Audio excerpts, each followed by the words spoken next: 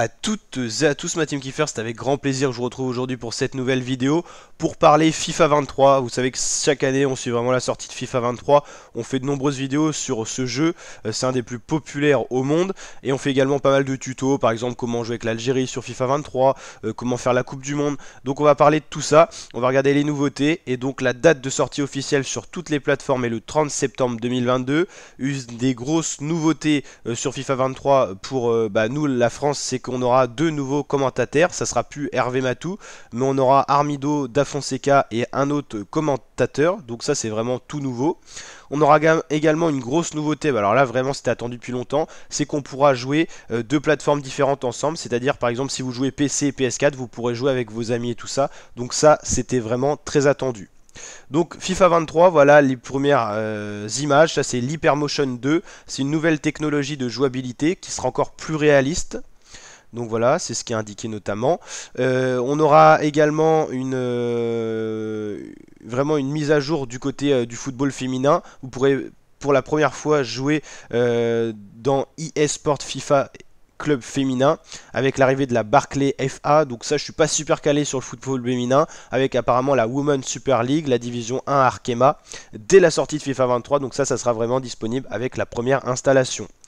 Alors ça, je suis déjà plus calé, c'est que déjà vous pourrez vivre la Coupe du Monde 2022 au Qatar sur FIFA 23, vous pourrez la faire tout simplement. Alors là, pas sûr qu'elle soit disponible dès la sortie du jeu, mais il y aura certainement une mise à jour qui sera faite, bien sûr gratuite. Si vous achetez le jeu, vous aurez la mise à jour de la Coupe du Monde gratuite. Ça ressemble beaucoup à ce qui avait eu lieu pendant la Coupe du Monde 2018 en Russie. Et il y aura également la Women's World Cup Australia New Zealand 2023 qui sera disponible en tant que mise à jour du contenu après le lancement, sans frais supplémentaires. Voilà. Il y aura également la fonction crossplay, c'est ça dont je vous parlais, c'est le fait que vous pourrez jouer avec différentes plateformes de même génération. Et donc ça c'est excellent, enfin si vous avez des potes qui jouent sur PS5, vous pourrez jouer avec PC avec ou Xbox, ça c'est super cool. C'est-à-dire que vous pourrez jouer avec des potes sur lesquels vous n'avez jamais joué en crossplay. Ça c'est un petit peu toutes les coupes qu'il existe sur FIFA 23. Voilà, c'est les championnats et les clubs. Il y a 19 000 joueurs, 700 équipes, 100 stades et 30 compétitions de la planète du football. On va checker un petit peu tout ça la team pour regarder. Donc The World's Game, le jeu universel. Donc c'est vrai que sur FIFA 23 ils vantent réellement le réalisme sans précédent avec donc les stars et les plus grandes équipes de football. Donc là il répète un petit peu tout ce qu'on a vu. Ok. Donc il y aura la Champions League, bien sûr, ça fait déjà quelques années que c'est arrivé que FIFA a les droits. Voilà. Donc ça, je pense qu'on est plutôt pas mal. Le retour de la Juventus, ça y est, il y a enfin les droits, ça sera plus Piemonte Calcio pour ceux qui connaissent un peu. Les championnats les plus prestigieux, Champions League, Europa League Conference Super Cup, tout ça sera disponible. Donc ça c'est cool, c'était pas le cas sur FIFA 22 hein, pour la Ligue Europa et tout ça. Là c'est Grealish d'ailleurs qu'on voit avec la première ligue. J'aimerais bien voir les équipes nationales, par contre ça c'est les clubs de première ligue j'ai l'impression. Ok, Bundesliga, Serie A, Ligue 1, MLS, ok. Plus de 100 lieux authentiques. Les plus grands joueurs du monde, ok.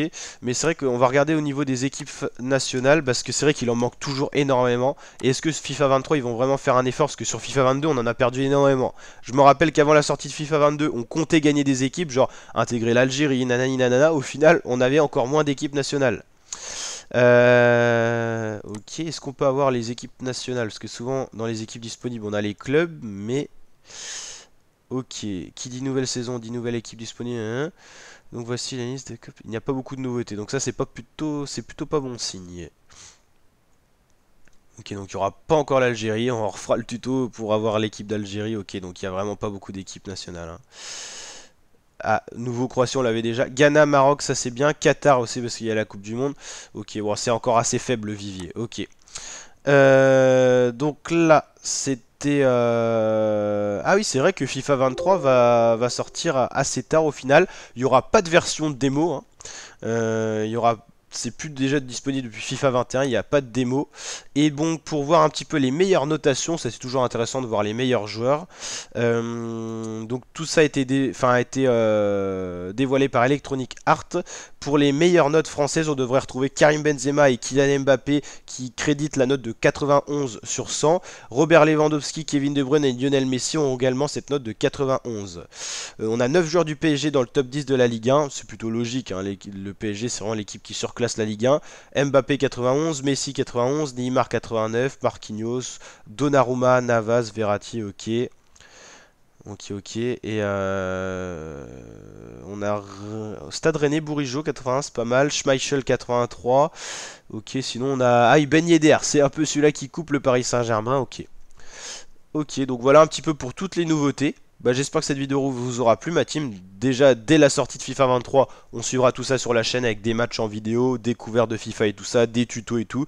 Donc n'hésitez pas à venir nous rejoindre pour kiffer ensemble en vous abonnant, en activant la cloche, c'est bien sûr gratuit. Venez kiffer avec nous, on échangera pas mal, on fera peut-être un tournoi FIFA cette année. C'est vrai que l'année dernière, je crois qu'on n'en a pas fait sur FIFA 22, mais on était plutôt réputé pour ça, pour faire des tournois FIFA, notamment pendant la période Covid et tout ça, ça nous occupait et ça remplaçait un petit peu les compétitions qui étaient absentes, style Euro et tout ça. Et en tout cas, donc la team, n'hésitez pas à liker si ça vous a plu, vous abonner, partager, je vous dis à très bientôt, ciao ciao.